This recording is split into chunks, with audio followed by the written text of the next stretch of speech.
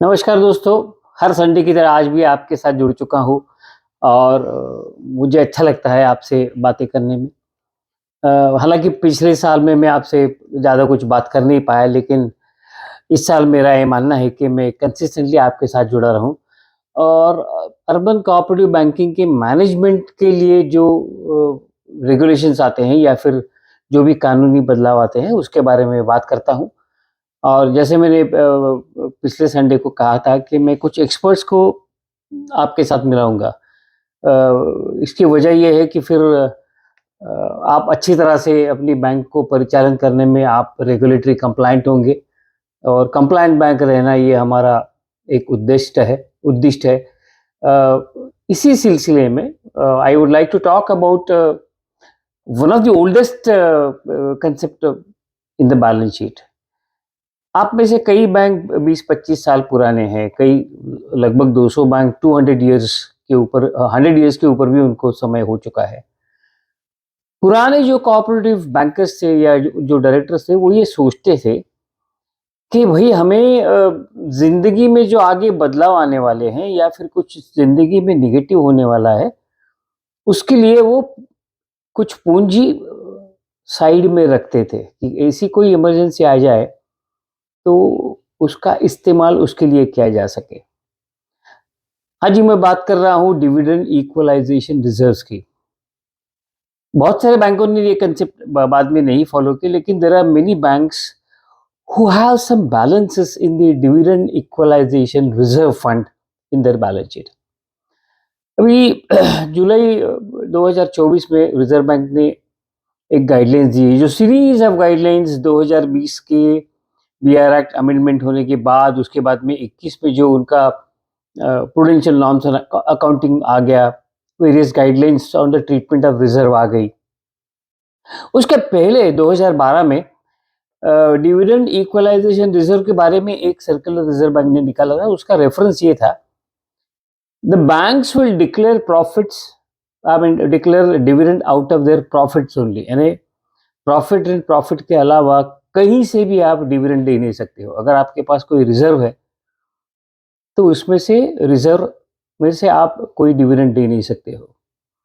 इसको अभी 2024 में रिजर्व बैंक ने स्ट्रीमलाइन किया है। उनका ये कहना है कि ये जो डिविडेंड इक्वलाइजेशन रिजर्व आपके बैलेंस शीट में है, जो आप टायर 2 में पकड़ते हैं, हम आपको वन टाइम एग्जम्पशन देते हैं। तो ये वन टाइम एग्जम्पशन क्या है कि ये जो डिविडेंड इक्वलाइजेशन रिजर्व है, ये आप जनरल रिजर्व में टायर ट्रांसफर कर दो मार्च 25 के पहले, ताकि उसका क्वालिटेटिव अपग्रेडेशन हो जाए। अभी what is this qualitative upgradation?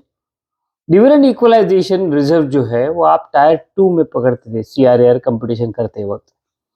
अगर अब वो जनरल रिजर्व या किसी भी फ्री रिजर्व में ट्रांसफर हो जाता है, तो वो टायर 1 में आ जाएगा।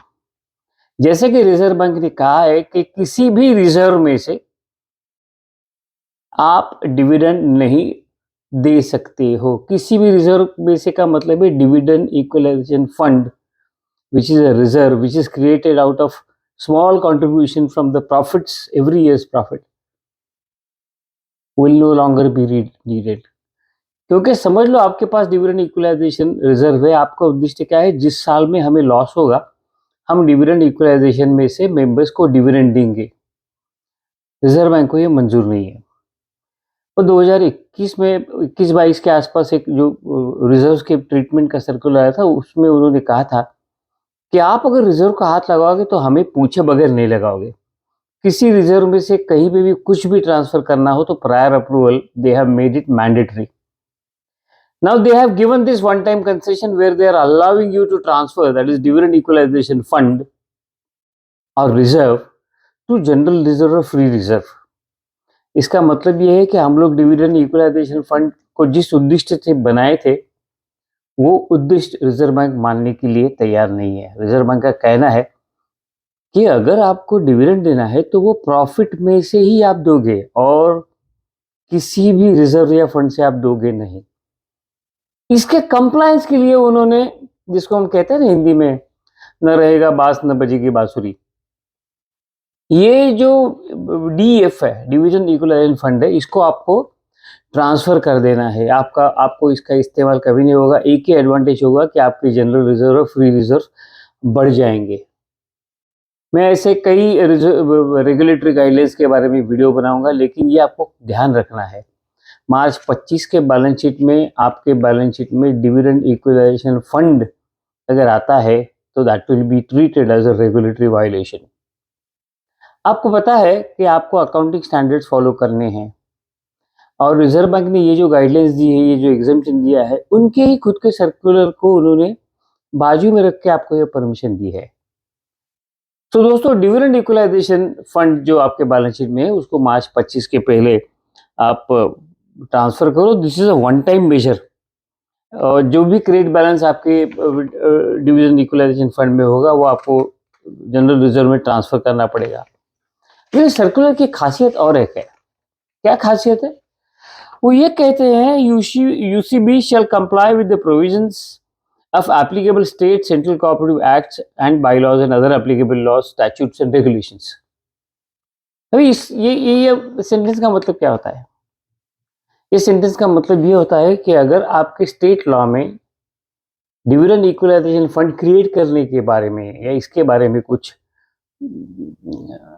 प्रोविजंस होगी, तो वो भी आपको कंप्लाई करना है। अगर ऐसी कोई प्रोविजन आपके स्टेट लॉ में है कि you have to create certain percentage of profits towards dividend equalization fund, you will have to create that, or you will have to seek Reserve Bank of India's permission for the proper treatment on the basis of provisions which are contained in your state laws. This is very important. You have to seek approval, you have to seek guidance as to what is to be done. हालांकि 2020 में जो ये reserve bank भी, I don't know why they write like this, BR act जो amend हुआ है 2020 में, मैं 2024 की बात नहीं करूंगा, उसके लिए हम अलग से कभी बात करेंगे। 2020 में जो बीआर एक्ट अमेंड हुआ है, उसमें तुम्हारा ये जो ड्यूअल कंट्रोल है वो लगभग खत्म कर दिया है।